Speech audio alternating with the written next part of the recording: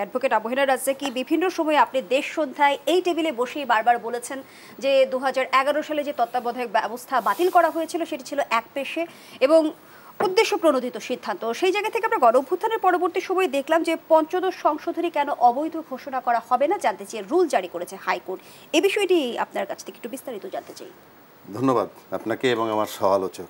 সবচেয়ে ইন্টারেস্টিং ব্যাপার হলো এখানে এই যে পঞ্চদশ সংশোধনী যেটা করলো, অর্থাৎ যেটা দিয়ে তত্ত্বাবধায়ক সরকারটা বাতিল করা হইল, সেখানে কিন্তু অবজারভেশন ছিল দুইটা নির্বাচন হতে পারে তত্ত্বাবধায়ক সরকার অধীনে, সেটা 10 এবং 11। কিন্তু একটা আংশিক জাজমেন্টে সেটা বলছিল, বলার পর সেটা হলো 2011 সালের 10ই মে, 2011 সালের 30শে জুন ওইটা সংসদে নিয়ে উনি ঠিক করে ফেললেন তত্ত্বাবধায়ক সরকার দুইটা নির্বাচন যে হতে পারে ওই প্রশ্নটা বাদ দিয়ে উনি করে নিলেন। আচ্ছা, আংশিক জাজমেন্টের উপর আপনি এটা করতে পারেন না, নাম্বার 1।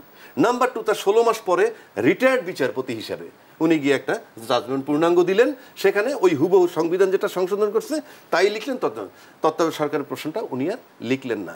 প্রশ্ন হচ্ছে, রিটায়ার্ড বিচারপতি জাজমেন্ট দেওয়ার কোনো রাইট নাই, তাইলে শামসুদ্দিন চৌধুরী মানিক এখনো বিচারক, যেহেতু এখানে সে অমুকের রাজাকারের বাচ্চা তমুকের রাজাকারের বাচ্চা, সে বলতো রিটায়ার্ড বিচারপতি যদি জাজমেন্ট দিতে পারে তাহলে শামসুদ্দিন চৌধুরী মানিক এখনো বিচারপতি। বাংলাদেশে ব্লান্ডার করার মতো। এখন আসেন আমি একটা কথা বলি আপনাকে, এই সরকারের যেটা উচিত, আর এই যদি পঞ্চদশ সংসদে বাতিল হয় এই মুহূর্তে, যে গাছটা লাগাইছিল শেখ হাসিনা দুইটা নির্বাচন করবে না, করে একতরফা তত্ত্বাবধায়ক সরকার ছাড়া, গাছটা লাগাইলো খায়রুল হক, তার বুদ্ধিতে সেই গাছের ফলও কিন্তু সে খেয়ে ফেলছে।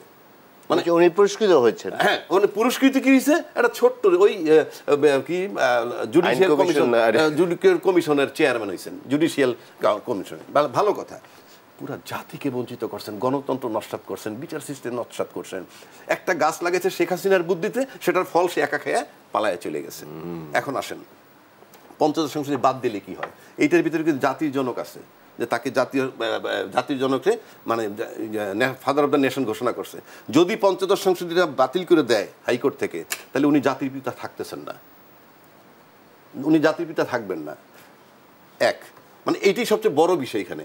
আদালতে আপনার রেজাল্ট নেওয়ার কিছু নেই। আর একটা কথা বলি আপনাকে, সংবিধান এই সরকারের সাসপেন্ড করা উচিত। যদি বলি কেন, এই সরকার এই সাংবিধানিক সরকার নন, একটা আন্দোলনের ফসল, গণঅভ্যুত্থানের ভিত্তিতে বিপ্লবের ফলাফল উনি। হাইকোর্ট কিন্তু ইতিমধ্যে বৈধতা দিয়েছে। হাইকোর্ট বৈধতা দেয়, আমি বলছি আপনাকে। অর্থাৎ উনি বিপ্লবের সরকার, ওনার প্রস্তাব আমার প্রস্তাব, মানে আমরা তিনজনই ছাত্র মনে করেন, আমরা ছাত্ররা প্রস্তাব দিছি, আমরা ওনাকে দেখতে চাই, পিপলস উইল।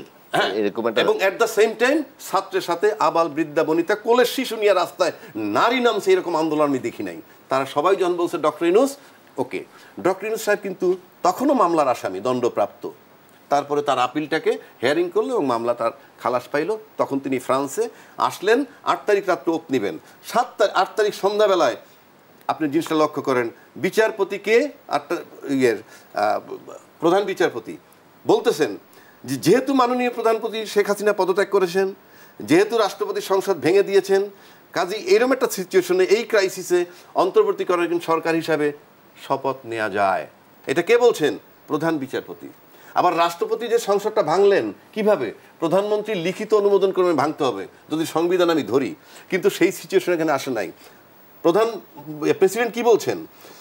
রাষ্ট্রপতি মোহাম্মদ শাহাবুদ্দিনের সঙ্গে 3 বাহিনীর প্রধান, বিভিন্ন রাজনৈতিক দলের নেতৃবৃন্দ, সুশীল সমাজের প্রতিনিধি ও বৈষম্য বিরোধী ছাত্র আন্দোলনের নেতাদের বৈঠকে সিদ্ধান্তের পরিপ্রেক্ষিতে পার্লামেন্ট ভাঙছে। তার মানে কি, সিচুয়েশনটা সাংবিধানিক নয়।